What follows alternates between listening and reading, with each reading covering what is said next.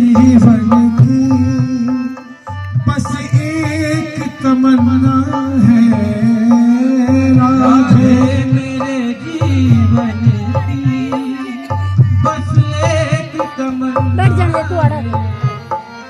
राधे इस जीवन की बस एक तमन्ना है राधे इस जीवन की बस एक तमन्ना है तुम सामने हो मेरे तुम सामने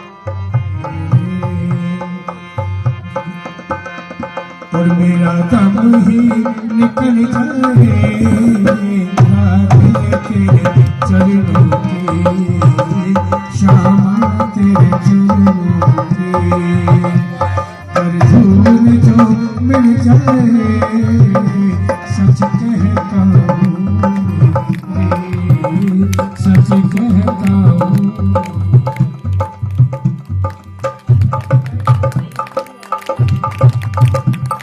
कभी बदल जाए राधे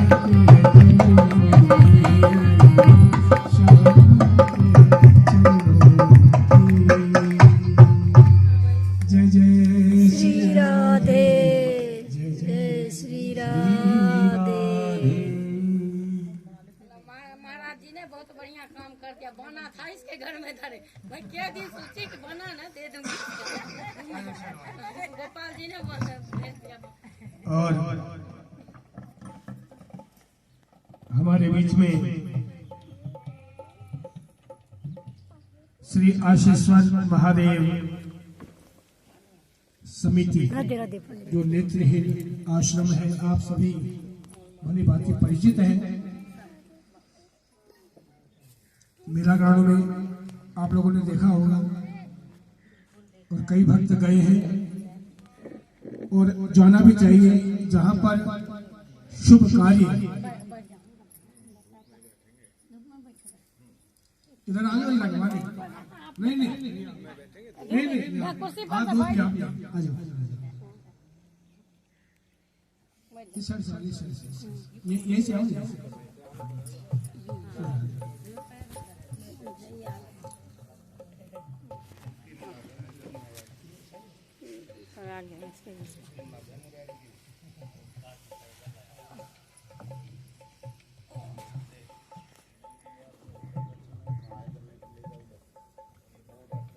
सब मिलकर इस मिशन में इनका साथ देना चाहिए।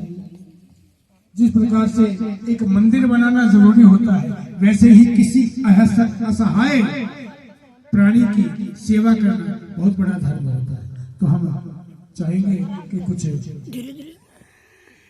ज्ञान की बातें, कुछ शब्द बोले जो आप सभी को ज्ञान की प्राप्ति हो। सभी को संबोधित करने के लिए हमारे बीच आए हैं पंडित श्री मोहित भारद्वाज आए।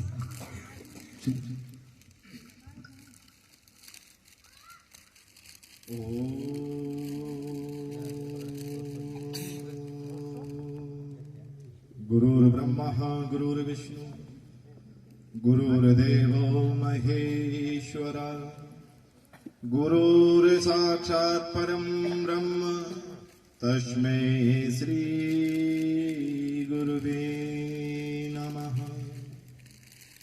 सच्चिदानन्दरूपाय विश्वोत्पत्त्यादिहेतवे तापत्रय विनाशाय श्रीकृष्णाय वयं नमः। कर्पूरगौरं करुणावतारं संसारसारं भुजगेन्द्रहारं सदा वसन्तं हृदयारविन्दे भवं भवानी सहितं नमामि। आए हो तो प्रेम ते लो प्रभु का नाम, सब भक्तों को मोहित की जय जय राधे श्याम। बोले श्रीमद् भागवत महापुराण की, बोले आए भय सब भक्तन की। अपने अपने गुरु महाराज की, अपने अपने पितरों की। बोले वृंदावन बिहारी लाल की जय। बोले आशीश्वर महादेव की नमः। पार्वती पते हर हर महादेव शंभु। परम पूज्य व्यासपीठ पे विराजमान। देखो, मैं सबसे पहले अपना परिचय क्या दूं मैं पहले आपको, जो आज आपको कथा श्रवण करा रहे हैं उनका परिचय देता हूं। जब इस बहादुरगढ़ में आया सन 2014 में तो मुझे बहुत लोगों ने ये कहा था कि तू कभी माइक पे बोल नहीं पाएगा, या कभी तू कुछ गा नहीं पाएगा, या कुछ नहीं कर पाएगा। गुरुदेव की ऐसी कृपा रही थी कि इन्होंने ऐसा हाथ थामा था। समय हमें बहुत कम दिया, परंतु वो जब कम समय भी हमें प्राप्त हुआ गुरुदेव के द्वारा। आज हजारों लोगों के बीच में हमारी कथाएं भागवत इत्यादि होती रहती हैं। अभी 11 फरवरी से आपके मेला ग्राउंड में भी है शिव कथा। तो गुरुदेव की ऐसी कृपा रही हमारे ऊपर कि हमें पीछे मुड़ के देखने की जरूरत नहीं पड़ी। चाहे आया है नहीं आया, पर कहीं जाकर निराश नहीं हुए, कहीं जाकर किसी से ये नहीं सुनने को हुआ कि आनंद नहीं आया। तो एक बार मैं चाहूंगा कि हमारे गुरुदेव के लिए जोरदार तालियां बजाएं आप सब, कि इनकी असीम कृपा है। और अपनापन हमेशा, मैं हमेशा इनसे मजाक भी कर लेता हूँ, हमेशा अपनापन भी रखता हूँ। घर परिवार जैसा संबंध रहा है। अब कुछ समय ऐसा हो गया है, 1.5 साल से, कि थोड़ी परिस्थितियां हमारी बाहर ज्यादा रहने लगे तो कम मुलाकात होने लगी। तो रात्रि को भी आज ना सपना आया गुरुदेव का मुझे, कि मैं कहीं ऐसे कोई आयोजन चल रहा था, सपना आया था। और जब सपना आया तो सुबह मैंने सिर्फ इसीलिए फोन किया था कि क्या हालचाल है, कैसे हैं। तो जैसे इनकी आवाज सुनी तो मैंने सोचा कि मैंने एक दिन इनका पोस्टर देखा ही था, तो मैंने गुरुजी कथा शुरू हो गई क्या आपकी? बोले आध घंटे बाद होने वाली है। मैं ठीक है, तो आज हम कथा में जरूर आएंगे। तो ये भी एक गुरुदेव ने खींचा है, नहीं तो हमारी क्या औकात जो प्रभु के नाम सुनने का अवसर हमें प्राप्त हो जाए। क्योंकि भगवान की कथा में यह हर किसी को प्राप्त नहीं जा पर कृपा शंकर की हुई, ता पर कृपा करे सब कोई। जिस पर परमात्मा की कृपा होती है ना, वो ही आता है। नहीं तो क्या इतनी जनसंख्या है यहाँ पे, बोलो बहुत है, बहुत जनसंख्या है, बहुत भगत है, परंतु उस कथा को वही श्रवण कर पाता है जो परमात्मा के बिल्कुल खास हो जाता है, या परमात्मा जिसे अपना बना लेता है। अन्यथा हर किसी के भाग्य में नहीं होती है। ऐसे ऐसे भक्तों को देखा है, भगवान के द्वार पर गए और दूर से ही प्रणाम कर चले आए। तो उसमें भगवान का दोष नहीं है, उसमें उनके कर्म का दोष है। उसमें परमात्मा ने अभी उनके ऊपर कृपा नहीं की है। अभी अंदर बैठा था, ढोलक वाले भैया थे, अभी ऐसे ही प्रसंग चल रहा था गिरावट में। ये झज्जर के पास गिरावट से गांव है जो, वहां कथा हो रही थी हमारी। तो वहां पर किसी ने हमसे कह दिया, गुरुजी ये स्वर्ग नरक ये तो सब एक कल्पना है, ऐसा कुछ नहीं है, ये है वो है। मैंने उससे कहा कि मैं तुझे कैसे समझाऊं कि स्वर्ग नरक है या नहीं। बोले ये तो सब आपकी मनगढ़ंत कहानियां हैं, ये तो आप जो है वैसे ही कहते हो। मैंने एक काम कर, उसको उसकी भाषा भी समझाया। मैंने एक काम कर, अब यहाँ से जब खड़ा होकर जाए ना, किसी स्त्री को छेड़ दिए। क्या करिए? किसी स्त्री को छेड़ दियो। बोले गुरुजी पागल हो, पिटवाओगे तुम किसी से? मैंने तूने कभी कोई पिटता देखा स्त्री को छेड़ते हुए? बोला नहीं। मैंने कहां से सुना? बोले लोगों से सुना है। मैंने सुना है किसी को छेड़ देंगे तो किसी की स्त्री को तो पिटेंगे ही। बोले मूर्ख, ऐसे ही पुराण कथा भागवत सत्संग गुरु संत ब्राह्मण सब कहते हैं कि स्वर्ग नरक भी है। तो इसे क्यों नहीं मानता? उसे तू मान रहा है तो इसे भी मान ले, फिर इसे क्यों नहीं मानता? तो जीवन का जो सत्य है ना भैया, वो जीवन का सत्य यही है, इसके अलावा कुछ नहीं है। और यही जीवन का पूर्ण सत्य है। आज अपने जीवन में एक बात जरूर धारण कर लेना। मैं पहले भागवत कथाएं करते थे, राम कथाएं भी बहुत की है, आजकल मैं शिव कथा ही करता हूँ। जीवन का जो संपूर्ण सत्य है वो कोई और नहीं है। आप सोचना भैया, आंख बंद करके, जिस दिन तू मरेगी तुझे कहाँ ले जाया जाएगा?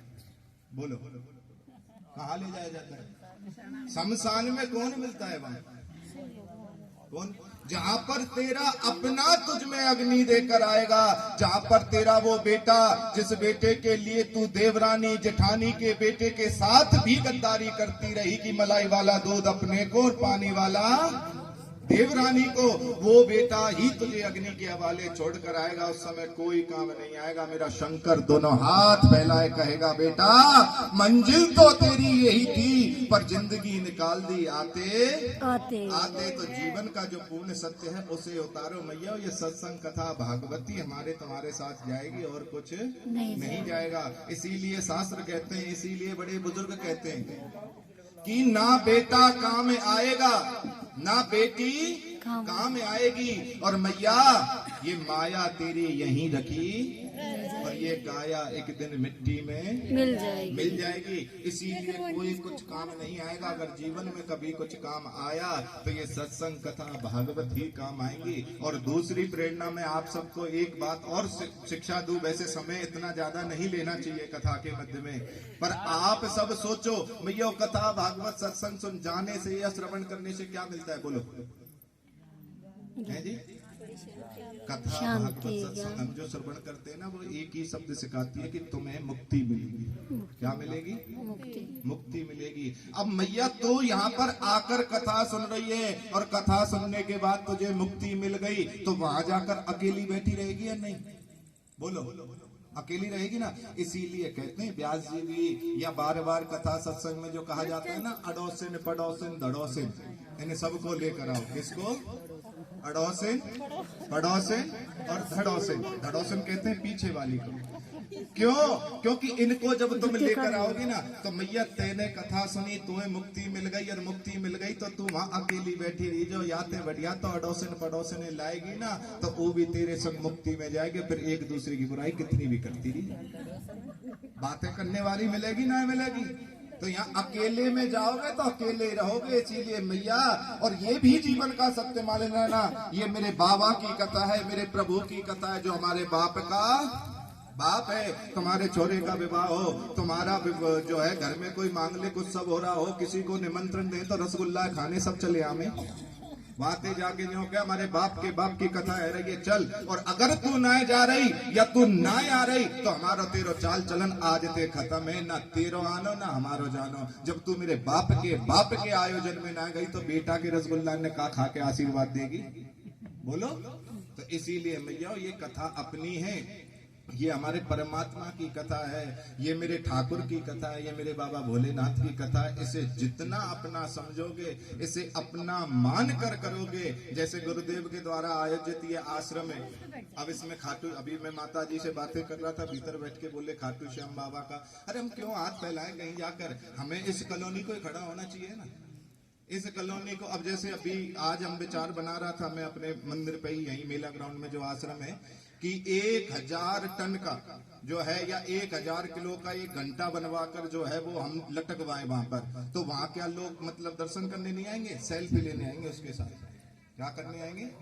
सेल्फी, फोटो खींचने आएंगे उस घंटे को। देख भाई 1000 किलो का घंटा है, जाओ चल कर देख कर आते हैं। तो हम तुम सुंदरता पर है, वृंदावन जा रहे हैं तो फिर रंगीली महल या प्रेम मंदिर देखने को सबसे पहले कहेंगे, बाकी बिहारी चाहे हो या ना हो, क्योंकि हमें सुंदरता चाहिए। मैया ये काया नहीं जाएगी, ये सुंदरता काम नहीं आएगी। काम आएगा तो परमात्मा का भजन, परमात्मा की भक्ति आएगी।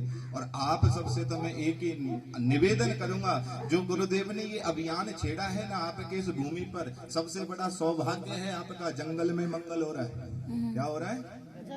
जंगल में मंगल हो रहा है। और मैया इस अभियान में गुरुदेव की जिम्मेदारी नहीं है कि गुरुदेव जाएं सबको कहें कि आप चंदा दो या आप ये दो, हमें ये मंदिर बनाना नहीं। तुम्हारी जिम्मेदारी हमारी कॉलोनी का, हमारा घर का, हमारा श्याम का, हमारे बाप के बाप बाबा का मंदिर बन रहा है भाई, तो इसमें दान दे। और जब तक आप लोग खड़े नहीं होंगे, जब तक ये मंदिर पूर्ण रूप से नहीं होगा, आप लोग जिस दिन इस परमात्मा को अपना समझ लेंगे तो समझ लो मेरा बाबा तुम्हारे यहाँ बहुत जल्दी शीघ्र आकर तो बैठ जाएगा। आज 20 हो, वो अगली कथा में अगर आप देखोगे तो ये पूरा पांडाल भरा पाएगा। मैया ऐसी कृपा रहेगी मेरे बाबा की। एक बार इसे अपना बांध कर तो देखो, एक बार इस अभियान में।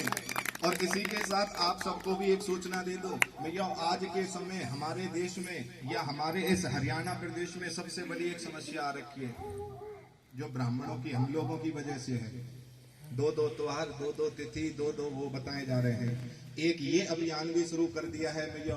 भाद्रोड़ के समस्त ब्राह्मणों को 2 बार इकट्ठा किया गया, उसमें भी जो है वार्तालाप की, आगे बड़े विद्वानों से भी की। और 22 जनवरी को जो मेरे रामलला का उत्सव हो रहा है, उसके बाद ये हम नववर्ष तक जो है हमारा जो चैत्र मास का नववर्ष होगा, एक तिथि एक त्योहार जो है, ऐसा पंचांग या ऐसा कोई ना कोई टिप्पणी या कोई पुस्तक हम कैलेंडर लॉन्च करने जा रहे हैं, जिसमें एक ही तिथि होगी, एक ही त्योहार होगा।